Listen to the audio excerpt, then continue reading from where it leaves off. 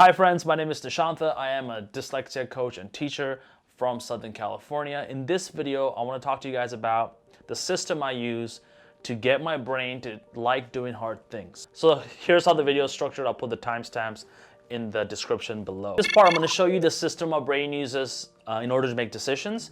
And then in the next part of the video, I'll show you guys how to hack this system. Because the thing is, our brain doesn't always make decisions that are good for us in the long term. It likes to optimize for decisions that give us instant rewards. And that system is usually not good for your health, your happiness, your success in the long term. So we want to try to hack that system so we can take advantage of it and we can use it to get what we want in the long term, not just in the short term. So there's 5 parts to this model. So the first part of this model is called the circumstance. And the circumstance is like an event or a situation that kind of triggers this cascading event or cascading decision-making engine to like turn on in your brain. It could be something dangerous, like you are walking on, you're going on a hike and you see a snake. So now you have to do some decisions, you have to do some processing, and you got to try to deal with that circumstance, that situation, that problem that's presented to you by the universe, the world. And usually the circumstance is not something you have like any actual control over. It's something that just randomly happens in the universe that you're not expecting, or maybe you are expecting it, but you can't really control what it is and how it's going to look like and how this thing is going to affect you. And now that's the reason why your brain has this model in order to figure out what to do with this unexpected thing. The second part of this model is called beliefs. And beliefs are just stories and thoughts that we use in order to interpret reality or our circumstances. They're kind of like lenses that we see reality through. So the third part of this model is called emotions. And emotions are just feelings that are biological algorithms that have cascading physiological and mental effects on us. And basically what they do is they fuel action and they also fuel inaction. So they allow us to go ahead and do certain things, and they also help us not do certain things.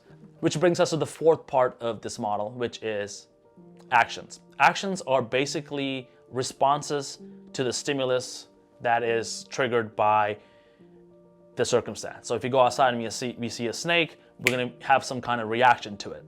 It's a pattern of behavior. So the fifth part of this model is called the result. And the result is basically the result that happened because of the action we did. So it's kind of like a cause and effect relationship. Your circumstances would trigger some kind of belief, and then those beliefs would trigger some kind of emotion, and those emotions would trigger you to take some action or to make you not take some action, and those actions that you take or you don't take create the results of your life. Now, this is kind of like step 1, step 2, step 3, step 4, step 5. But usually inside of a human brain, it doesn't really work like that. So these beliefs, emotions, and actions kind of work like an algorithm. So instead of going stepwise, like 1, 2, 3, they kind of go in their own order. So the circumstances would trigger an algorithm, like a pattern of thinking, feeling, and doing that kind of bypasses this whole thing. And this whole part, behavior, beliefs, emotions, and actions, are automated. So you're not even really doing any thinking inside your head, and you're just kind of jumping from circumstance to result without you having any control over these components.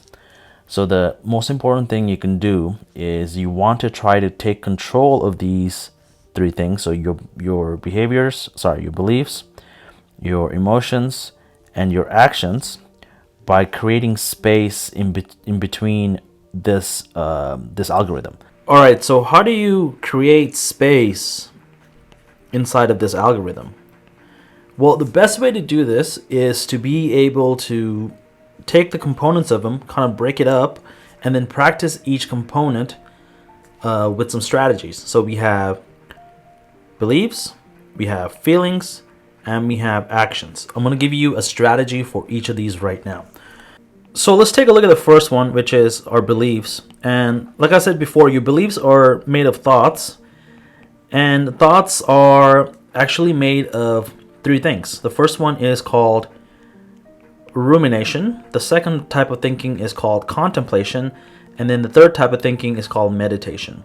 So when you're doing ruminating, what you're doing is you're like kind of like going circles around an idea over and over again. This could be like you might be replaying a conversation you have with someone. This might be thinking about what you have to do next when you get home, or this might be just an obsession that you might be having, or like something that your brain just plays over and over and over again in kind of like these loops, and it kind of never stops. You're never trying to solve a problem, or you're not trying to do anything productive with your thinking. It just kind of happens almost like an automatic thing. The next mode of thinking is called contemplation. And when you're doing contemplating, you're trying to solve a problem usually. It doesn't have to be a math problem, but there's something that you're facing in your life. This could be like a relationship problem, something in your business, some kind of, if you're a scientist, you might be trying to find some research, answers to questions that you have to research, things like that. So contemplation is like a next level of thinking where there is a reason for this line of thinking. When you're doing ruminating, it's just kind of automatic thinking. When you're contemplating, you're like purposefully trying to put ideas together in order to solve a problem. Now, meditation is where you can actually get some control over your thoughts. Meditating is when you're letting thoughts happen, but you're not just letting thoughts happen and you're not just experiencing those thoughts. You're actually being an observer of your thoughts. So you now, when you're meditating, when you gain the skill of being a good meditator, you can actually see your thoughts as they're happening in your head, and you're aware that they're happening. So that's the best way to create space in the first category of this algorithm, is to become a meditator. And I'm not really going to talk to you guys about how to meditate. There's a lot of resources on the internet that'll teach you. Look it up for yourself, and it's not as complicated as you think. You just literally sit there and try not to think about a lot of things. Alright, so the next part of this algorithm is your emotions. And the best way to take control of your emotions is to actually name it. So we have a bunch of different emotions, but most of the time people don't know what they're feeling when they're feeling those emotions. So one of the best ways to learn to identify your emotions and to name your emotions is to, when you're feeling an emotion very strongly, try to make it not an abstract thing, but a physical, real thing. So the way to do that is to give it a color, a shape, a weight, and like a physical location where you're feeling it in your body. So I'll give you an example. Whenever I'm feeling anxious about something, I know anxiety is, for me, it's purple. The shape of it is like a circle, and it's pulsing, like it's like a purple circle that's going in and out. And the place where I feel anxiety is right underneath my rib cage, so like kind of like in my diaphragm. So now when I'm like feeling something different, like weird in my body, I kind of think about this idea and I try to name my emotion of anxiety. And I know anxiety is going to make me eat, and it's going to make me not want to produce creative things. So it makes me worry, and it like kind of freezes me in spot. So I know it's a emotion that's going to decrease my motivation, and it's a emotion that is going to decrease my willpower as far as like getting what I want. So now that I can name that, whenever I'm feeling that emotion, I can actually go back and think about the thoughts that created that emotion, and then try to figure it out that way. So the next part of this algorithm is our actions. And in order to really take control of your actions, what you need to do is you need to create a positive future as well as a negative future state.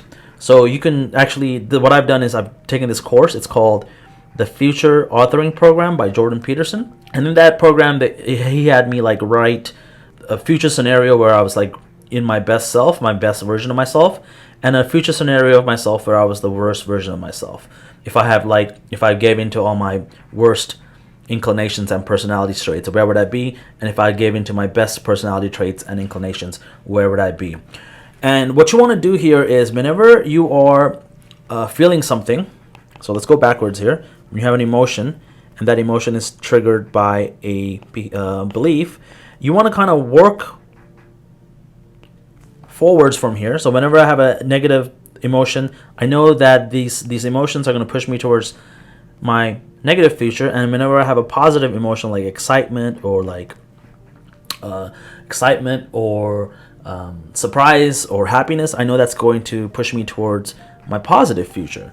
So whenever I can, I think about this model and I try to choose the action that will take me towards my positive future. And whenever I notice that I'm doing actions that are taking me towards my negative future, then I can go back and think about my emotions, and then go back and think about my thoughts, and then change my thoughts or change my emotions somehow in order to choose this positive future. I hope this video helped. Mind management or thought management and like managing this model is such an important topic when it comes to self-improvement and like getting in control of your life. So yeah, I'll talk to you guys next time. Thank you so much. Bye bye everybody.